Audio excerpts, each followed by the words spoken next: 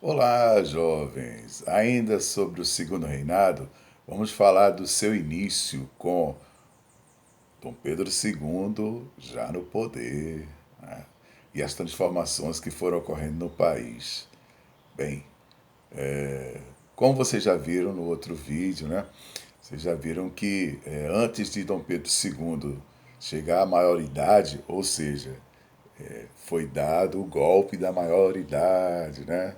Bem, antes disso acontecer, houve um período regencial no Brasil, né? E muitas revoltas aconteceram no Brasil. E o Brasil estava assim, é, com movimentos inclusives ideais separatistas, né?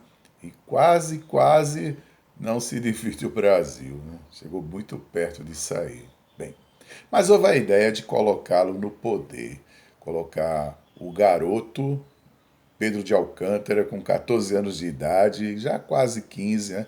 Mas colocaram no poder. Então, foi até, inclusive, uma propaganda grande, o Clube da Maioridade, que, inclusive, Pedro de Alcântara participou desse Clube da Maioridade. Né?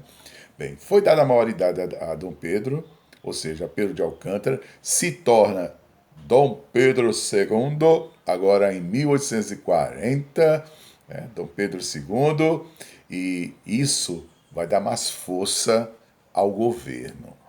Porque o imperador, ele tem, além dos três poderes, executivo, legislativo e judiciário, ele tinha nas mãos o poder moderador. Né? Desde a primeira Constituição, a de 1924. Né?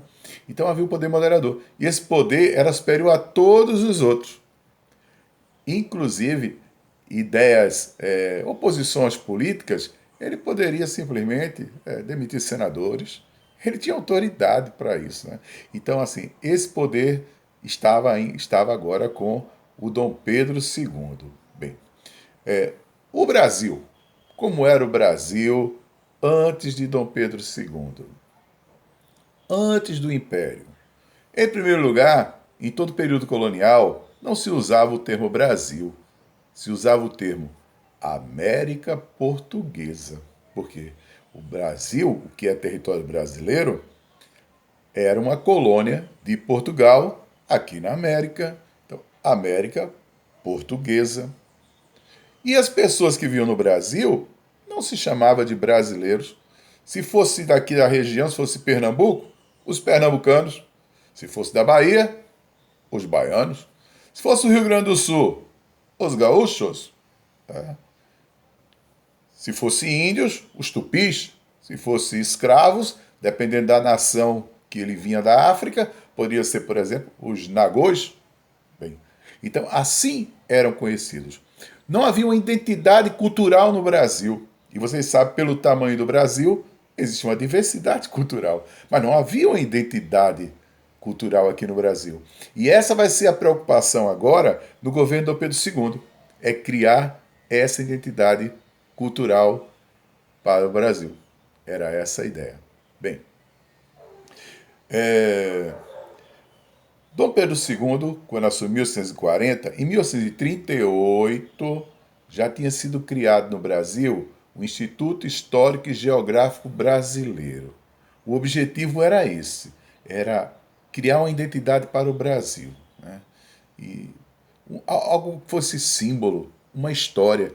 Porque o que havia de história do Brasil era o que os romances contavam. Formas romanceadas, mas faltava algo escrito. No Brasil não existia, mas em Portugal tinha muitos relatos dos acontecimentos. Né? Tinham. Em outros lugares também. Haviam relatos de acontecimentos no Brasil. Bem, Dom Pedro II ele vai colocar um historiador chamado Van Hagen. Esse nome é o Van Hagen, né? Em alemão. Então, Van Hagen, ele tem esse nome alemão porque o pai dele era alemão, mas a mãe era portuguesa. E o nome dele era Francisco Adolfo Van Hagen. Ele nasceu no interior de São Paulo, né? Mas viveu em Portugal. Portugal. Foi diplomata no Império, esteve junto com Dom Pedro I naquela conquista do trono de Portugal, onde ele se torna Dom Pedro IV lá em Portugal. Bem, Van Hagen, ele quer morar no Brasil, ele vai conseguir a identidade brasileira e vai morar aqui, vem morar no Brasil e vai ser convidado para atuar no Instituto Histórico e Geográfico Brasileiro e preparar uma identidade para o Brasil. Bem, ele vai fazer esse trabalho. Ele vai pesquisar nas fontes primárias, nos documentos. Né? Então, ele é considerado o primeiro historiador brasileiro. Né? Então, ele vai buscar informações lá na Torre de Tombo, em Portugal, em Lisboa, ele vai buscar informações, vai pesquisar naquela região, né? Depois ele vem para o Brasil e consegue mais informações em cada localidade por onde ele passa, documentos, né? Fontes primárias, então registros. Ele vai preparar uma identidade para o Brasil. Bem, agora, jovens, vamos pensar. Ele foi contratado para preparar uma história para o Brasil. Ele foi contratado por Dom Pedro II, que era de uma família portuguesa que tinha colonizado o Brasil. Bem, então, essa história não ia acusá-los de uma péssima colonização. Não ia falar mal dos parentes de Dom Pedro II. Você acha que ele iria falar, por exemplo, que Dona Maria I, que era a bisavó de Dom Pedro II, a rainha louca, que ela tinha enforcado, mandado enforcar, esquartejar Tiradentes, ela ia colocar Tiradentes, ele ia colocar Tiradentes como herói? Não, não ia. Não ia colocar Tiradentes como herói, certo? Então, mas ele tem sua importância, Van Hagen, ou quem quiser estudar sobre Van Hagen, mas interessa mais a historiador, entendeu? Ou seja, quem se dedica ao estudo da história. Né? Quando entra na universidade, num curso como o de História. Aí se interessa mais por isso. É importante pegar essas fontes primárias que ele trouxe para o Brasil, essa documentação. Né? Ele compilou e trouxe para o Brasil. Então é importante que, indo lá nessas fontes, tem como revelar muitos fatos que aqui aconteceram. Aí está a sua importância, viu? Não pode também dizer que ele não contribuiu, mas contribuiu sim, trazendo esses ideais. Bem, agora, ele é de uma época, século XIX, numa época daquele darwinismo social, onde ele ia acusar índios, negros, como serem problemas para o Brasil. Ele ia dizer que o índio era totalmente preguiçoso, que não contribuiu com a colonização. Ele ia dizer que não deveria nem ter trazido escravos para o Brasil, que isso seria um atraso para o país e que o ideal seria uma população branca no país. Aí vem uma política mais tarde que é a do branqueamento, quando convidam alemães, italianos para substituir o escravo o escravo africano que antes trabalhava na lavoura da cana-de-açúcar e do café. Bem, então Van Hagen ele deu essa contribuição, tá? Histórica, mas muito preconceituosa, racista, que fez parte de uma época, de um pensamento da época do século XIX, não só no Brasil, mas também na Europa. O Brasil ele teve um crescimento no governo de Dom Pedro II. Viu? Houve um avanço tecnológico. O Dom Pedro II trouxe inovações para o Brasil. Aí está o telégrafo que vai chegar, né? Tem o telefone, a locomotiva. Vejam quanta coisa de inovação, né? Mas também houve a preocupação com a saúde da população, entendeu? A expectativa de vida da população aumentou. Não foi muita coisa, não. Expectativa de vida, eu acho que você lembra. Assim, o tempo que alguém, após nascer, existe a probabilidade dele sobreviver, dele viver. Quantos anos? A mortalidade infantil vai cair. Bem, então, isso vai acontecer nesse governo. Até porque está tendo desenvolvimento, né? está tendo desenvolvimento. O Brasil, por exemplo, passou a ser o maior exportador de café, né, no período imperial. Isso vai trazer riqueza para o país, né? Houve esse desenvolvimento. Bem, o primeiro censo brasileiro, contagem da população, ele foi feito em 1872. E nesse censo brasileiro já mostra que a população brasileira era cerca de 10 milhões de pessoas. Próximo à proclamação da independência do Brasil, próximo a 1822, o Brasil estava com 4 milhões de habitantes, agora está com 10 milhões. E quando proclamam a República em 1889, o Brasil está com 14 milhões de habitantes. Agora vamos lembrar, de 1830 a 1850, aumentou o comércio de escravos no Brasil. Então, mais africanos chegavam. Em 1850, esse tráfico vai ser proibido. Vocês sabem que acontecia, né? As escondidas, mas foi proibido. Ele foi proibido até pelos ingleses, né? Em acordos que foram feitos.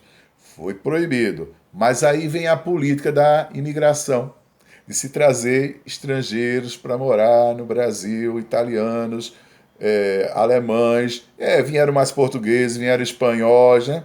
Bem, aí a população brasileira, claro, vai aumentar, e quando é proclamada a República, no fim do governo imperial, são 14 milhões de pessoas vivendo aqui no Brasil. Bem, existia até o período, início do período regencial, uma política com os índios que era guerras justas. Poxa, o que é guerra justa? Guerra justa é o seguinte: era escravizar o índio, é ir buscá-lo na sua terra e trazê-lo para ser escravo. Guerra era justa. Perante as leis do país, eram guerras justas. Era justificado isso aí, né? As guerras justas. E se o índio não viesse, matava ele, né? Então, bem, guerra justa. Só que as guerras justas vão acabar, viu? Quando inicia o período regencial, vão acabar, vai ser criada uma lei proibindo, foi em 1931, foi criada uma lei proibindo as guerras justas. E o que fazer com o índio? Trazê-lo para um aldeamento, para ele viver não como escravo, está proibido escravizar índio, né? Bem, coisa boa para o índio, mais ou menos. Porque ainda continuavam indo buscar o índio na sua tribo e trazendo ele para viver como civilizado. O que é civilizado? É a mesma vida que o europeu, o homem branco, vive. E outra coisa, querem que ele seja católico também. Querem eliminar a cultura indígena.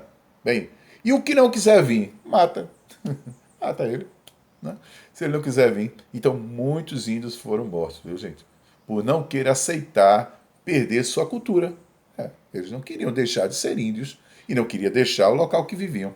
E lembra bem, outra coisa que nós já vimos aqui, sobre o processo de imigração.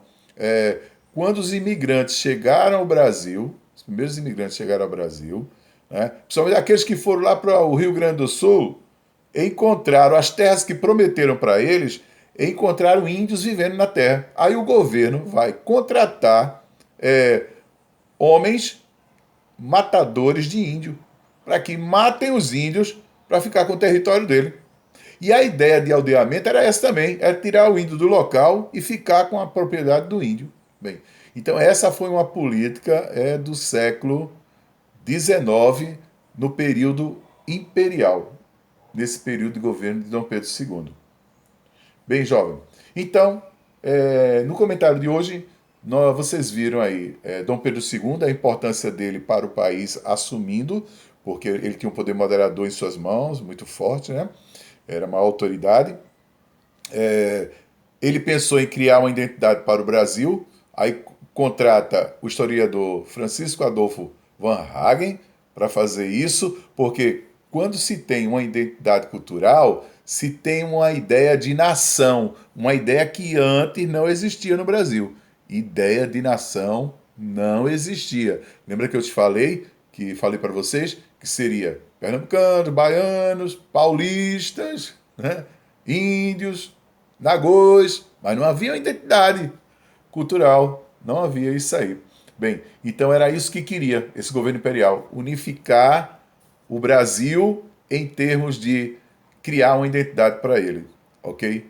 Bem, jovens, esse foi um resumo do nosso assunto e voltaremos a conversar em sala de aula sobre esse assunto, tá bom? Um abração para todos e até uma próxima aula de vídeo, se Deus quiser. Um abração, gente!